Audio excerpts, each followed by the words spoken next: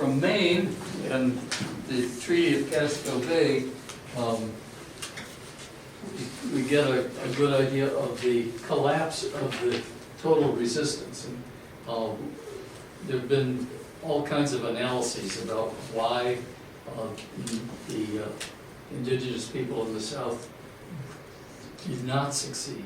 If you were to go to about April or May of '76, you would think at that point that they were going to succeed. But, you know, by then they were running very low on food supplies and running out of ammunition. Had that not happened, we wouldn't be sitting where we are today, okay? It was a seminal point. But some of it was the lack of organization. Remember, Philip had to go around to all these other tribes and try to talk them into joining us. Not that they didn't have their own grievances that they wanted to respond to, but at the same time, one guy, even on horseback, isn't going to be able to coordinate the efforts of literally thousands of Native people distributed over hundreds of miles. Okay? So it would have been difficult to do that. And every petty chief had their own plans and ambitions to further. So though there was kind of a common sense that the English were giving them problems, just like in Maine, there was not a unified, collective, well-coordinated response. And the English, over this period of time, got better at defending themselves. They were able to build stronger garrisons, more of them, palisade fortresses, and protect themselves. And they learned the native tactics. In fact, it was Benjamin Church who learned those tactics, you know, guerrilla warfare. Same thing happened in Vietnam. You know, we go in with tanks and don't succeed, and then we do small skirmishes. We start to do better, but not well enough.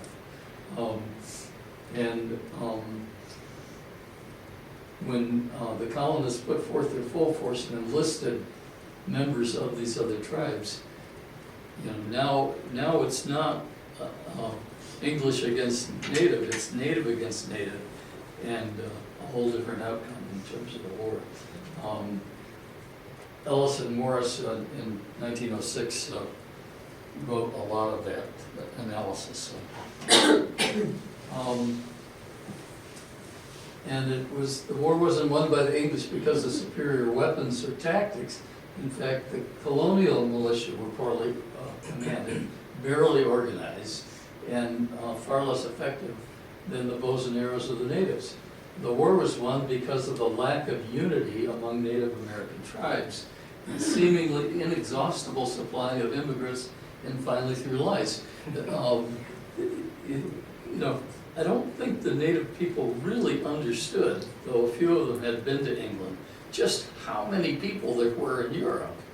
And you could bring a ship with several hundred at a time over.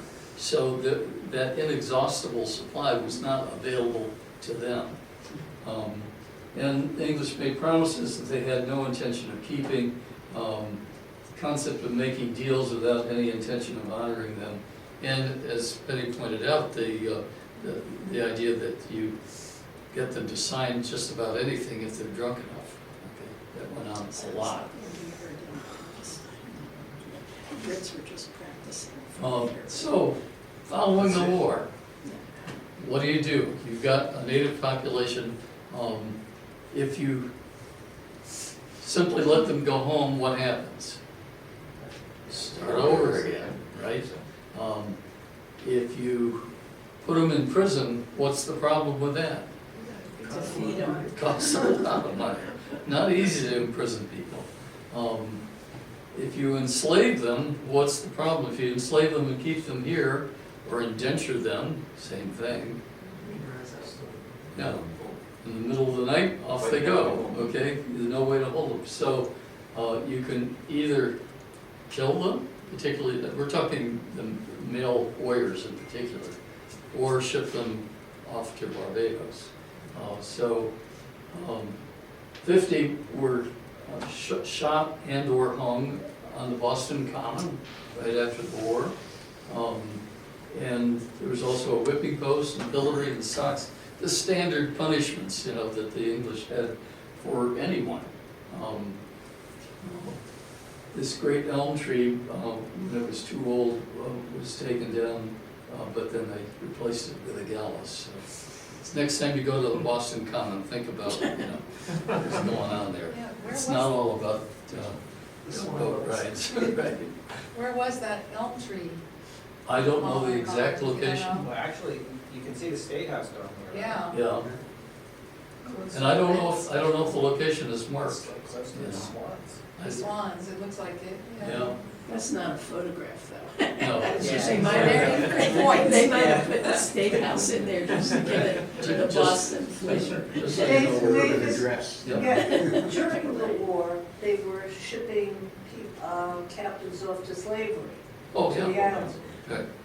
Post-war, do you know if that continued to Oh, happen? sure. Or they just, Oh, absolutely. so Right. some of them they were killing and others they were shipping off. Right. Get them out. If they knew for sure that you had killed Englishmen, then you get killed.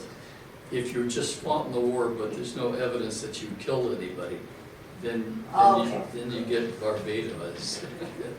The thing that struck me, I just finished reading this, Benjamin Church's diary about this, and one of the things you realize when you read it is, these guys who were fighting the Indians had tremendous personal financial losses, and there was not a lot of material stuff that they could take away from the war. But they were allowed, as far as I could tell, to sell the captives that they had, and this is how they recouped a lot of their money, so And it that's was how a massive sale of captives. And that's how they paid their Indian colleagues as Yeah. well. was- Right. And not only that, but then land.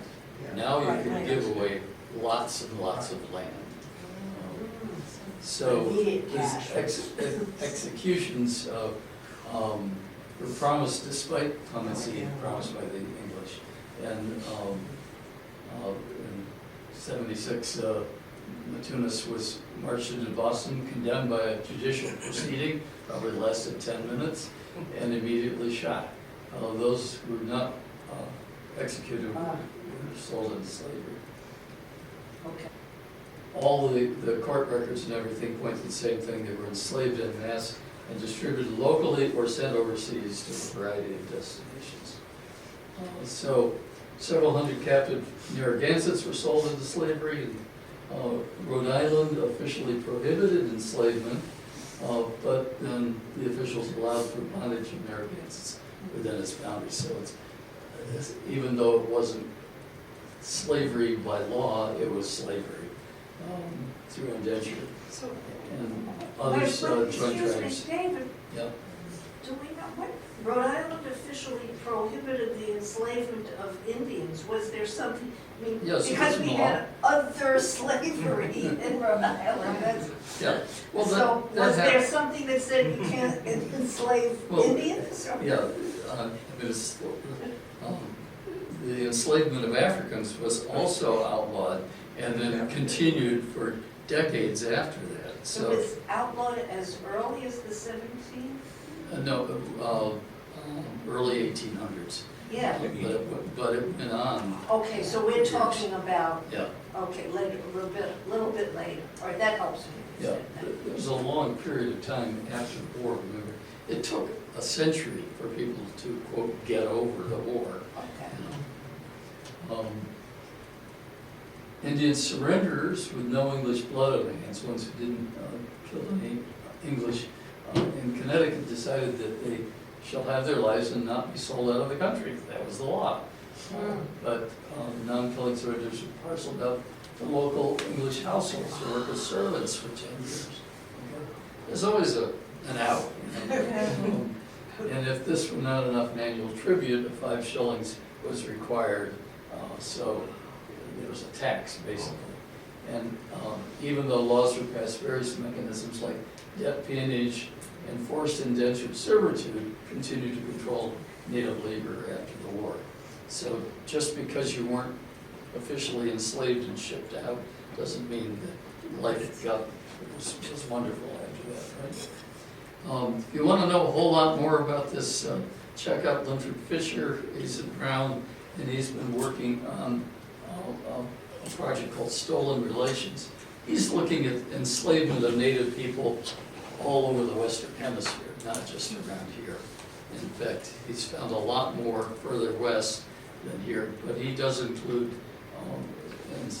enslavement locally. And it really affected millions of people over the course of really starting. I know you know about the 1619 project with African enslavement. Well, you got to go even before that. The first enslavement were 27 natives stolen from the Nauset's on Cape Cod. So you want to know where it begins, and then in the Pequot War, there's much more enslavement. So we don't live in that kind of world today, but at that time, enslavement was something that was practiced around the world.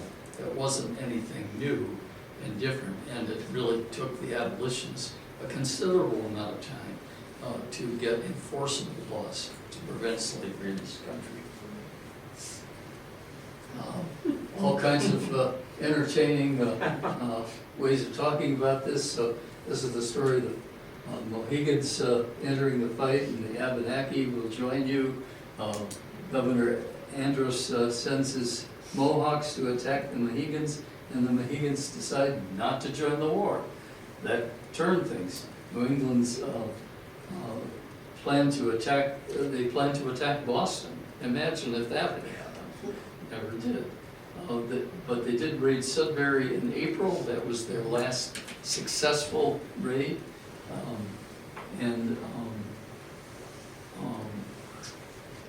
The attack slowed down during the winter, and the colonists tracked Philip to his hideout and shoot him there. So Philip's War is the biggest Indian war in colonial America. About 3,000 Indians and about 1,000 colonists were killed. We'll never know the exact numbers of the native people, but 3 to 1 is commonly used. And it's still, the war stalls English settlements for decades, but many Indian groups are erased. The Seconic, for instance, down in Little Compton, were wiped out after the war. So not every tribe survived. What happened to them, David? Because I know in reading Benjamin Church's Yeah, diary, they were his friends, they Right. helped him. yeah, and he's buried on their land, yeah. Right. Did they all get captured and sold off?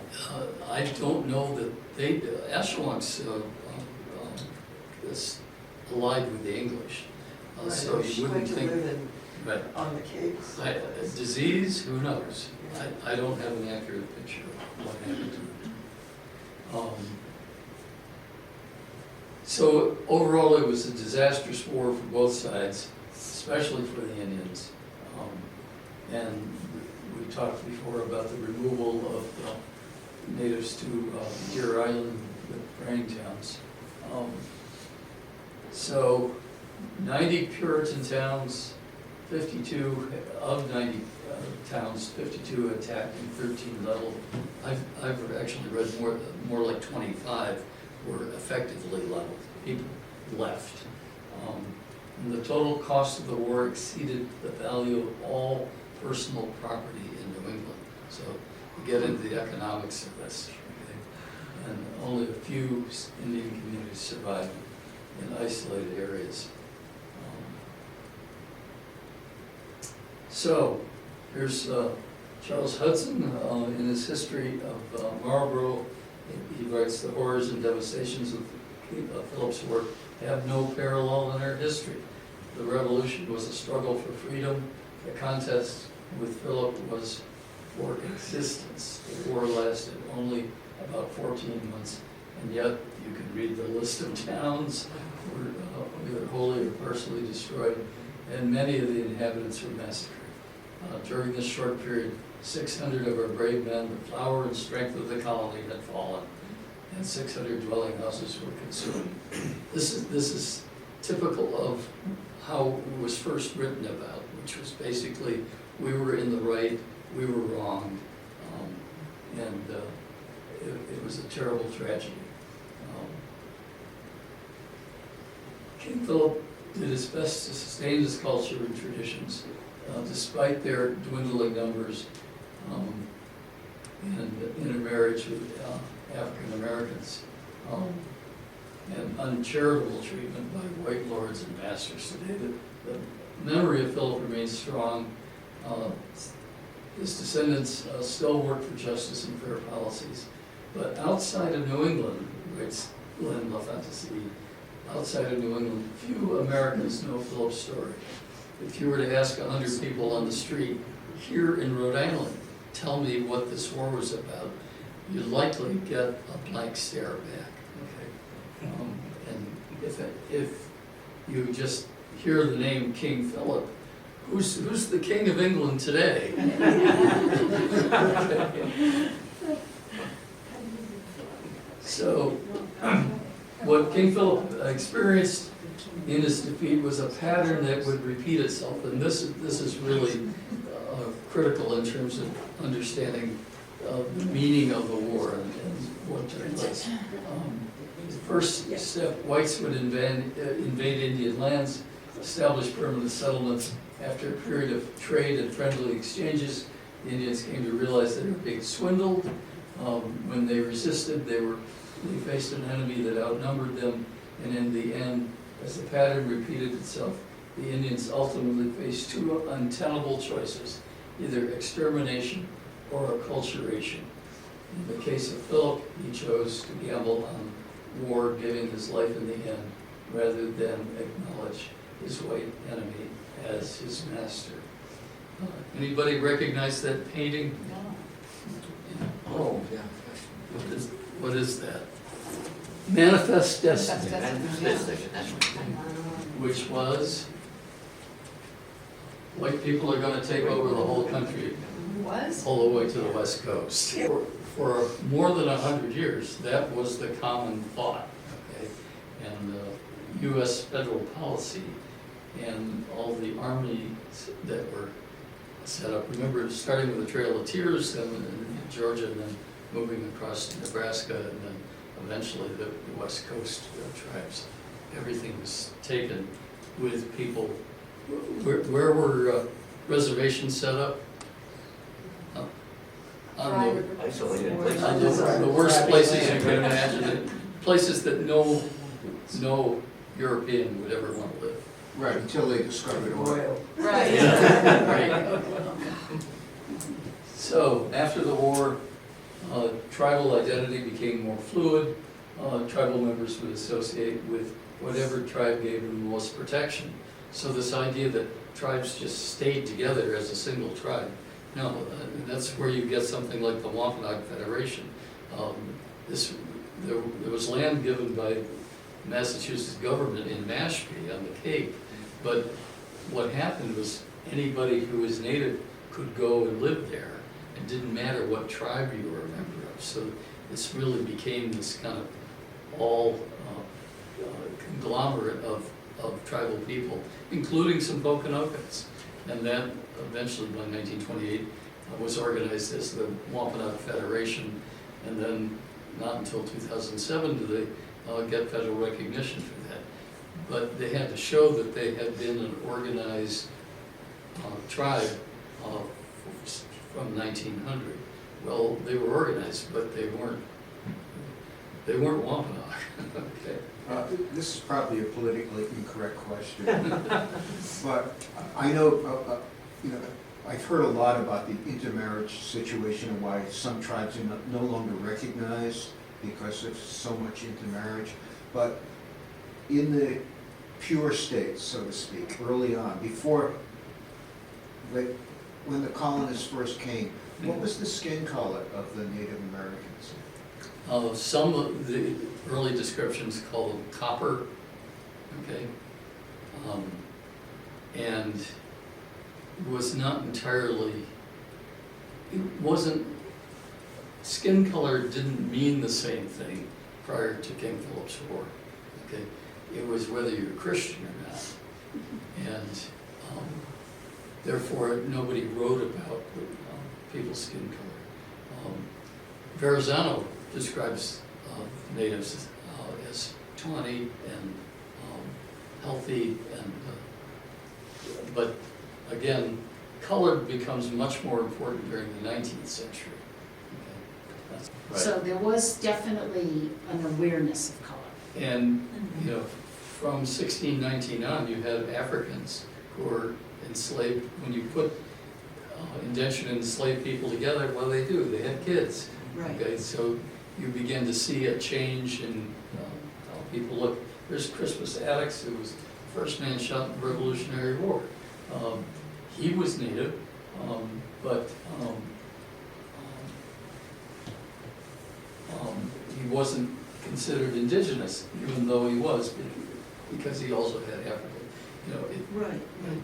and you will see in the subsequent pictures here. So over this period of time, the war really became more popular, if you will. There was these shifting changes in people's attitude. During the first 100 years after the war, it was a terrible war and the natives were at fault. But then when you get into later, into the 18th and 19th century, for example, this play, Metamora, described Philip as a noble savage, okay? So you get this other interpretation. If you want to get the whole story of this, I strongly recommend that you read Jill Lepore's book. So it was very popular, and there were over 75 other dramas that were written, but only Metamora was the only one to be successful. There were, I didn't include a picture of this, but in the town of Warren in 1908, they did a whole pageant to celebrate the, Brown University started in Warren at the Baptist Church there. So they were celebrating, I think, the centenary of that event, and then did a whole weekend, and they had people dressed up as native people, okay, because obviously they didn't have any native people who were going to get involved in that first. But, they put on these plays, and it was very popular, of course, in 1908, you didn't have TV or movies, so might as well go to a play, right? So as I mentioned, Jill Lepore's book is probably the best description of all this changing attitudes. And it was the hardening of cultural boundaries between colonists and Native Americans, with the war's brutality solidifying negative stereotypes and contributing to the justification for future Indian removals, even centuries later. So the war's memory became a tool to further marginalize Native populations, despite the fact that Native communities persisted and adapted to new conditions. So while the Manifest Destiny movement across the country and all the Indian wars were going on with the U.S. cavalry, you had in people's minds this picture of the savages who destroyed New England. And Lepore makes it clear that after the war, and because of the boundaries between cultures, hitherto blurred, turned into rigid ones. You were either bad native or good colonists.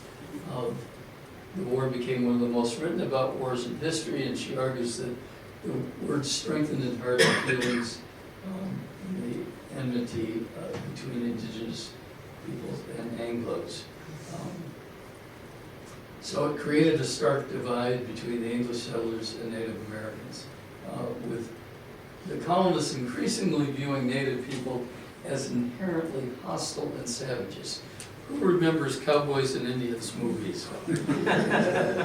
Right, grew up on them, right? And despite Tonto,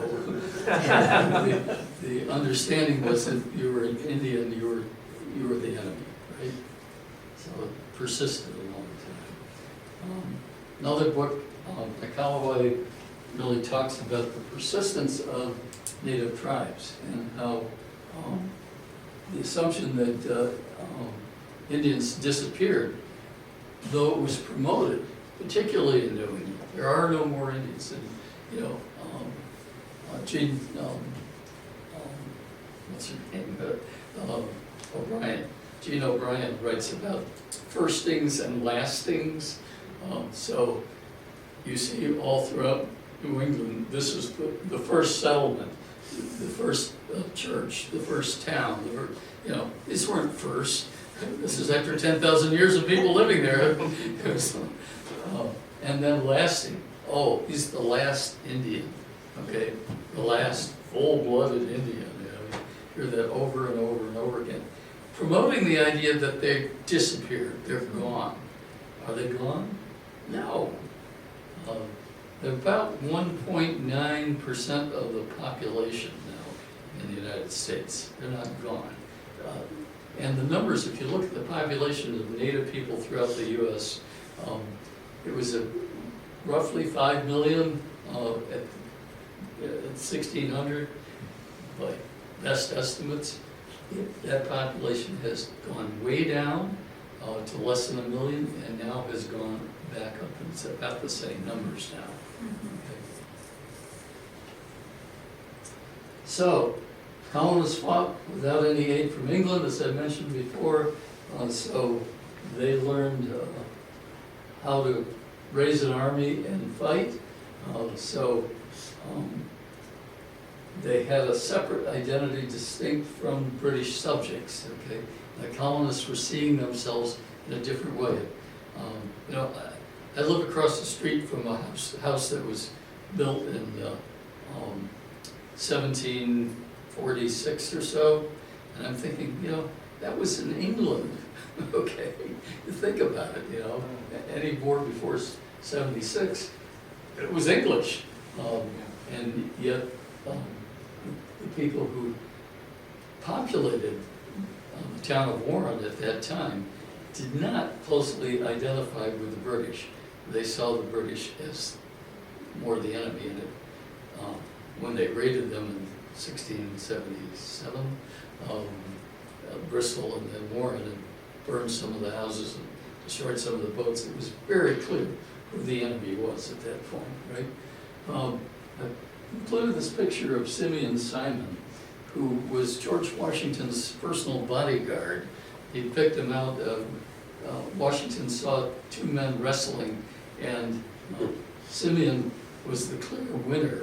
And he said, I want that guy to be my bodyguard. And he appointed him and stayed with him through the war. And you're familiar with the painting of Washington crossing the Delaware there in the winter. The guy at the back of the boat is Simeon Simon. Oh, wow. So he was Pokanoket, but he couldn't tell anybody he was Pokanoket, okay, because he was still under penalty of death at that time. So even though he served in the military, as did many Native people, who also had experience fighting with all those wars. So are you saying they kind of, in modern terminology, passed? Yeah. Yeah, oh, there was a lot of passing going on. If you could pass, you definitely would. And again, you know, whether he looked like a native or not, you know, that wasn't so much a concern then as to knowing who the person was. I just included this, if you want to read some more about this war, there's all kinds of fantasized literature from the war, the leftovers, the ghosts, murders and massacres and things of that sort. You mentioned Nine Man's Misery. That's supposed to be a haunted location, Yes, right? right, correct. Right, and I guess there's certain times of the year that The ghosts come out. The ghosts come out, right? The Havamont swamp in Bridgewater, there's all kinds of things. There's a whole thing, there's a Bermuda Triangle kind of thing going on, if you remember some of the, Yeah. you know. And then Sin and Flesh Brook in Tiverton, okay? I still would stay away from the swamps in Tiverton. They're not very friendly, But a few ghosts, sure, why not? Can you explain that last title sentence? Fascinating name, isn't it? I know nothing about it. Again, on racial identity, now we're getting down to today's Poconoke tribe, the Sagamore, who's William Guy, lives in Barrington. You folks know him, right? Yeah. His race was misidentified on his marriage certificate. He had to go back in and get them to correct it, because starting in about 1880, there was an attempt in Rhode Island to get rid of Native people by simply renaming them black. Okay, so you were either black or white. There was no Native. That lasted for about 1.5 years, and they got the law reversed. But it gives you some idea of, well, that's in the height of they were talking the eugenics movement, the late 1800s, early 1900s, and a whole effort to recategorize everybody in that sense. His father passed as Sicilian when he worked in Providence. Okay? Self-identity is now emerging, really for the first time.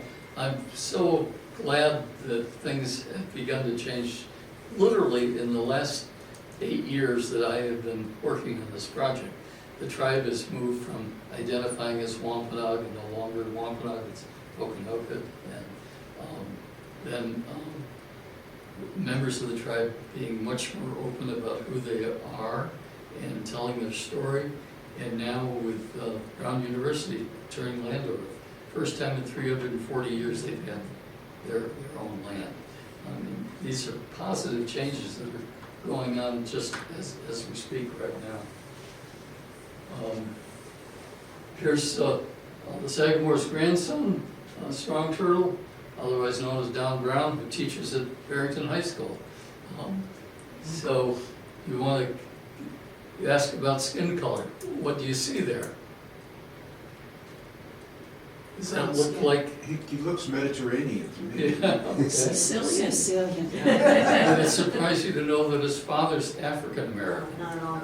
Okay. I'm not surprised. Right, yeah. I think also, I remember reading somewhere, there's a history of, this is not specifically Poconoke, but in fact may apply more to the Narragansetts, of saying that if the Native Americans were partially African American, therefore they couldn't be Indian, therefore they couldn't become an officially recognized tribe, Right. and therefore, basically they're stripped of any identity and rights that might. And that happened a lot. Yeah. You put African people together with Native people, you end up with the so-called mulatto, okay, which is a made-up eugenics term. It has no bearing on anything. So here's a Strong Turtle right down there in this picture taken at Patumta with members of his family. I'm so glad that he has come out as a strong voice for the tribe. So I used to teach high school in Providence, and we had a guest who was a Narragansett guy who grew up in Elmwood, and he was talking to us about Mashpog Pond, big freshwater pond in Providence. And he lives in Charlestown, or he lived in Charlestown. I gave him a ride home, and we're talking on the way, and he mentioned to me that he had his DNA done, and he was Mashpee Wampanoag. He used the word Wampanoag. And then I said, does that change? And he said, I'm a Narragansett. Right. I'm a what? I'm a Narragansett. Narragansett, Oh. not Wampanoag. Yeah, he's a Narragansett, yeah. Yeah. Well, those DNA tests, anyway, it's arbitrary what they decide. Exactly. His DNA is attached. It doesn't tell you anything, which is why none of the tribes want to use DNA. It's your family history, your genealogy. That's what makes you a member of the tribe, and that's what you have to substantiate to become a member of the tribe. As DJ says, we never disappeared. History was written over us, and we never got attention that we deserved until recently. So, here's the tribe today. Upper left is a mural that's in East Providence. And if you go to the western end of Warren Avenue, okay, there's the comedy club there, okay, and right next to that, you can go around to the parking lot and look at it, but you can see it from the sidewalk as well. So the next time you're in that neck of the woods, take a look, because it's a huge mural, and they had the Sagamore posed as the model for this is of Wassanequin. And you see the painting behind us, the three sisters. There's a whole native story about how the creator gave the tribe corns, beans, and squash, and the native visitors who brought those gifts turned to stone, and the stones are there at Mount Hope, just off the shore there. Also, this is the location where Philip was shot. You can't go there now, it's on native property, but it used to be Brown property, but eventually they'll make that available. And how many people have been to the seat? Anybody here? Yeah, we go there, yeah, right, so you're in the class, but it's closed now because they just acquired the property, but they intend to make it accessible to the public. I hope you're- So, one last thing I wanted to point out is anybody familiar with the Massachusetts flag Yeah. and the state seal? What do you see on it? The original seal was a native person adorned in wonderful leaves there. It's, what is this? And then it says, "Come over and help us," Yeah. okay, which is a scriptural reference, but, you know, really encapsulates the whole idea of how the colonists saw their mission was to help the native people, to Christianize them. And then later it gets translated into this figure. There's a whole story about how they use the body of one native person and the head of another. But notice what's above it. A sword. And does that look like a friendly sword? No, it's about to chop your head off, okay? So that continues to this day as the Massachusetts seal. But fortunately, in 21, Charlie Baker signed a bill establishing a commission, and then in 22, they voted to recommend changing state symbols, and in late 23, and I couldn't get any further updates on it, but they will come out with a whole different seal and motto. So, it's nice to see that after 350 years, things can change, you know, slowly as it is. Yes. So, that's the story. You know everything I know about King Philip's War, and thanks to Penny, you know about what happened for the 2 years after that, so. Okay, I have something to add.